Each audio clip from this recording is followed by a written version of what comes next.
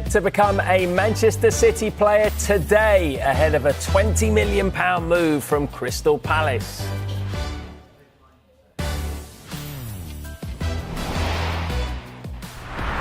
Hi there, welcome along to Good Morning Transfers. 2 weeks remain in this January transfer window and Pep Guardiola has made 2 statement signings. They aren't the only team hopeful of getting deals over the line before that 7 p.m. deadline, though. We'll run you through all the big talking points this hour in the company of former Spurs defender Stephen Kelly and our reporter Danielle Calm. We've rushed him down from... Morning to you all at home. We've got so much to get into and we're going to kick off with arguably the transfer of the window so far. Marc Guehi's move to Manchester City. We will be live at Palace's training ground in a moment to see how they might replace him. But first, let's go live to the ETIHAD Stadium and join our reporter Ben Ransom. Good morning to you, Ben. We'll get to Chris Nightingale shortly. But Ben, can we expect confirmation of this deal today?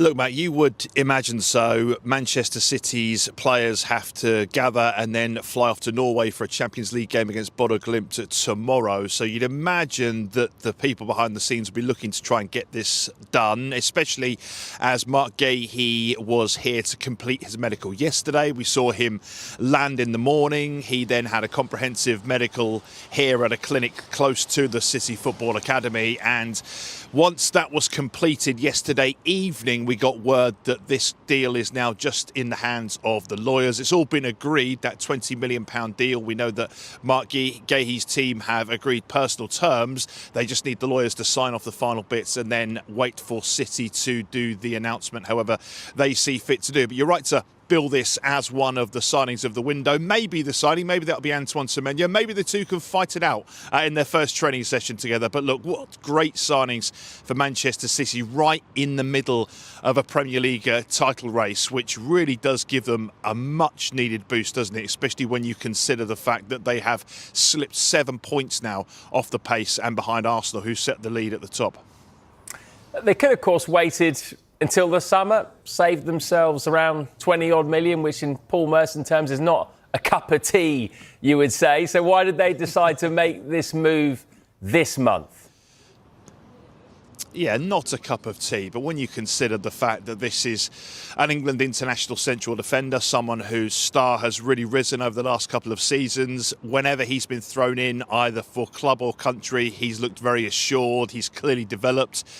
Although he's predominantly right-footed, he can play on the left-hand side of a back two, which, given the fact that Josko Gvardiol is out for, we expect at least much of the rest of the season, that would leave a huge hole in the Manchester City defence. And I think it's just too good an opportunity to turn down. So often we hear, don't we, particularly from the big clubs in this window, they're not specifically looking for players, but if an exceptional opportunity presents itself, then they may do business. Well, look, as far as City are concerned, 2 exceptional opportunities presented themselves. 2 players who were coveted by other Premier League teams, big Premier League teams, in Antoine Semenyo and Marc Guehi. And City have beaten their rivals to both of them in the middle of a season, in the middle of a title race. So because of those defensive injuries, you think back to what we saw at the weekends and that defeat in the derby, and particularly in the second half, defensively, City did not look very assured at all, did they?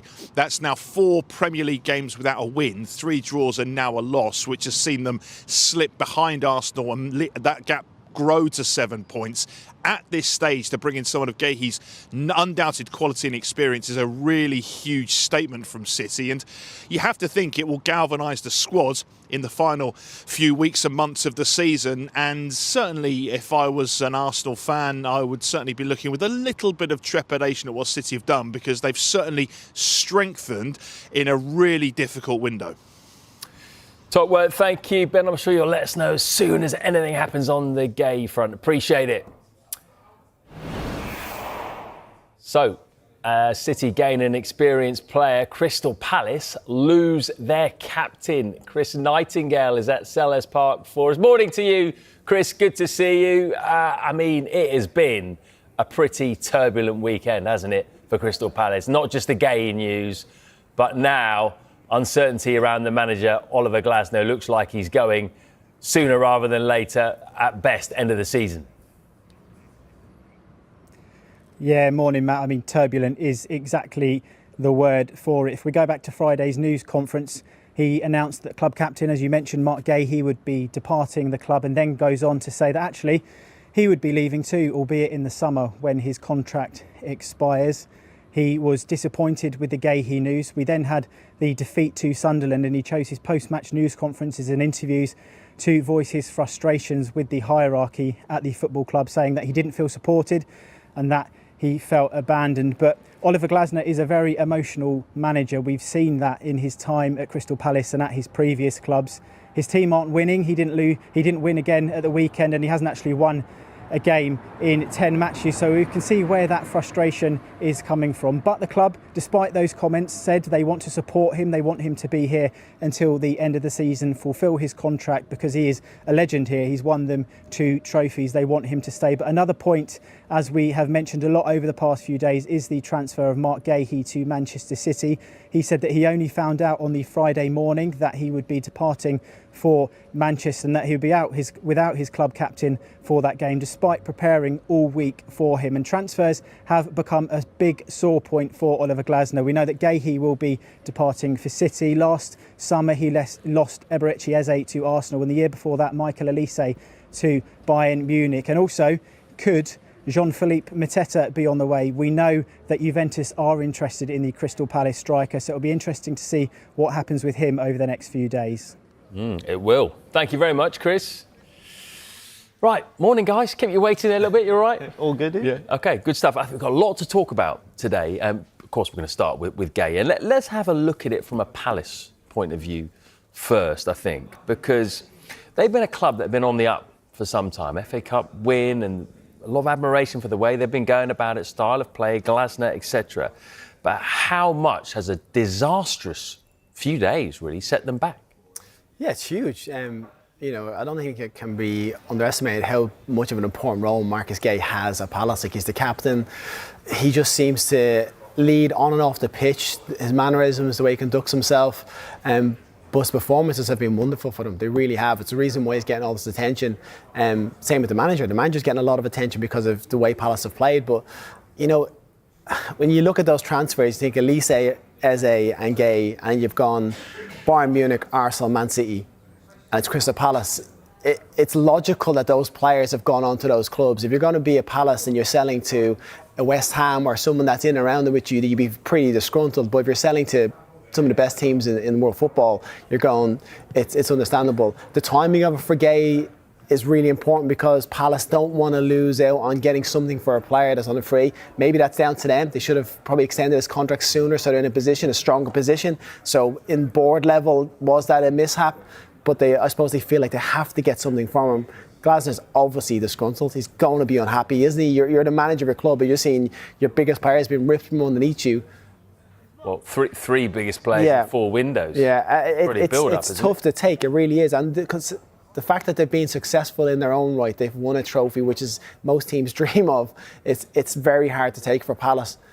But with the manager now in turmoil, it's a really tricky situation because they're not only going to have to replace Guehi, they're going to have to try and replace him as well, I think, soon, possibly. What now then in terms of the money that they've got from Guehi?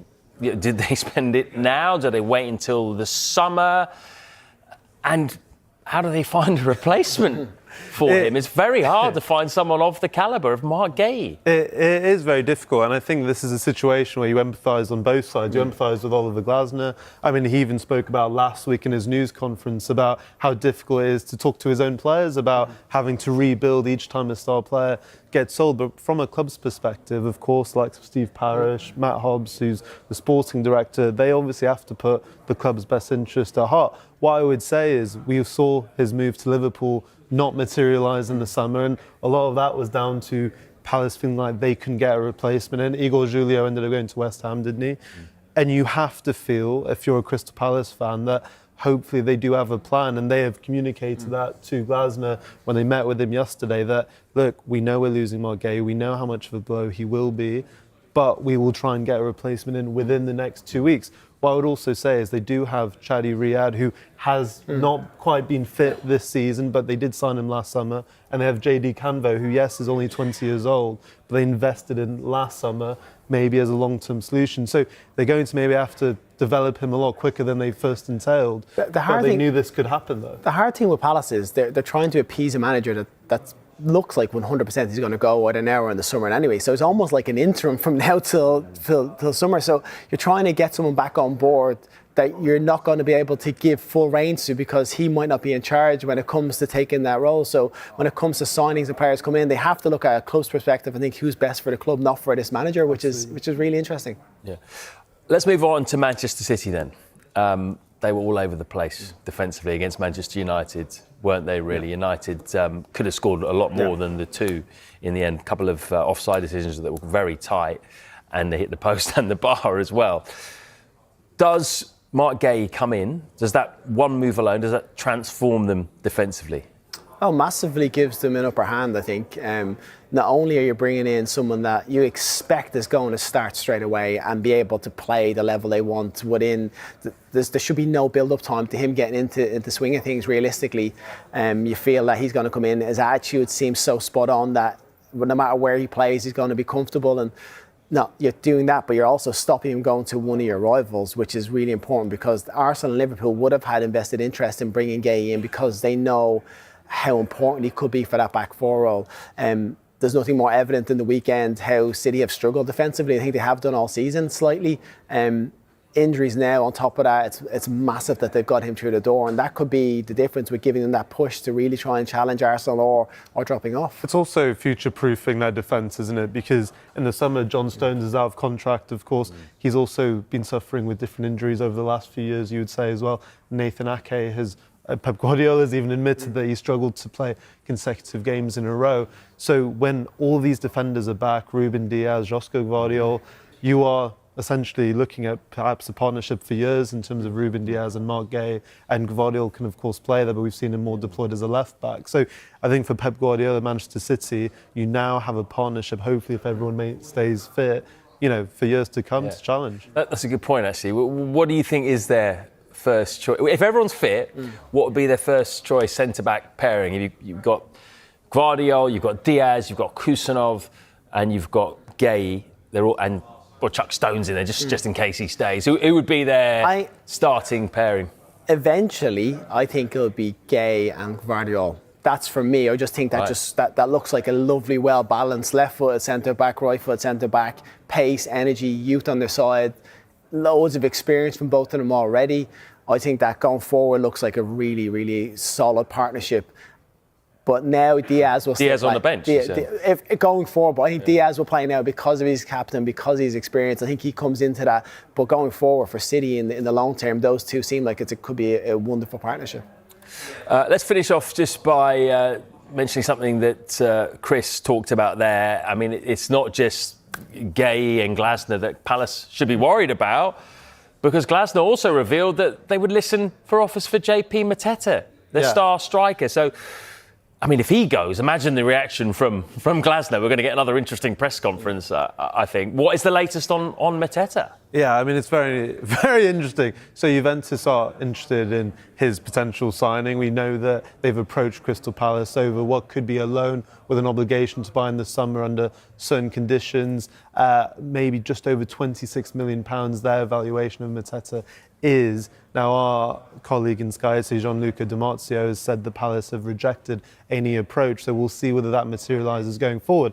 First of all, on paper, if they are in negotiations, if Palace are willing to entertain any sort of offer for Mateta, I'd be asking for at least a forward back from Juventus. I mean, they have the likes of Jonathan David, who hasn't maybe enjoyed Serie A as much since his move from Liga. They also have Luis Sependa as well, who's been on the bench. So if I was Crystal Palace, Matt Hobbs, I'd be saying, maybe we would entertain Mateta leaving because his goal scoring hasn't been maybe where we've seen in previous, but absolutely we need someone back if we're going to replace him. Yeah, 100%. I think to lose both of those players in one window would be, and I think what's quite funny is Glasner coming out and saying, obviously that's a conversation he's probably had with the board or people behind the scenes saying, listen, we are open for offers. The fact he's just come out and openly said that in a press conference is just doubling down on his disgruntledness with the people behind the scenes and showing that he has no control over what's happening. As much as they want to say you're in charge, things dictate what happens at that club, because financially they're going to look to be getting money in for their biggest assets.